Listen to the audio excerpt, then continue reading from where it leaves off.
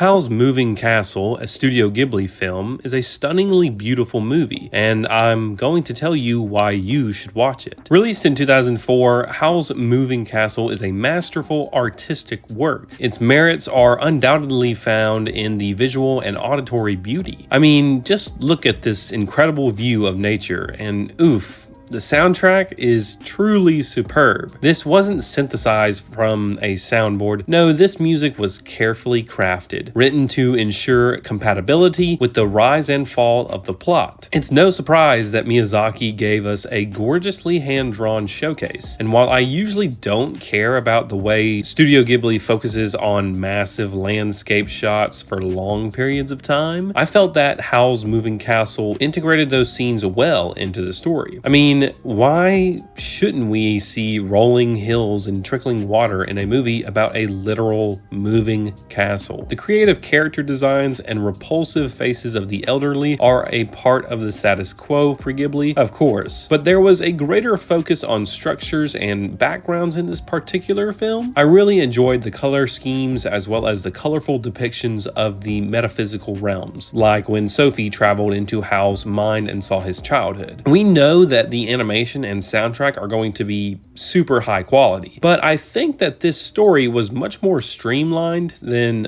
Miyazaki's other films. I won't spoil the movie for those who want to go and watch it, so I will just say that there is a clear theme and a defined problem for the main character. In addition, I felt as though these characters were much more sympathetic than usual, and this is quite obvious because Howl is a young guy who's relatable. Another character is a child, so you're not gonna hate him as long as he does some things that make you say, "Aw." Finally, Sophie had a lot of characterization. Self-doubt, sarcastic personality, strong-willed, a good heart, pretty much everything that makes you want to root for a person to grow and eventually get a happily ever after. What was really great was the fact that we saw an equal effort between Howl and Sophie. It seemed like they were both good for each other in the larger sense of life. The only thing that I didn't like about this movie was that it resolved the main conflict extremely fast at the end, but it didn't bother me too much. I actually really enjoyed the English dub casting as well, since it had Christian Bale and Billy Crystal in it. With the fantastic artwork and whimsical soundtrack in addition to the more efficient plotline, I can definitely give this movie a 7 out of 10 rating. That means that I think it's good, but I wouldn't say it's one of my top anime movies.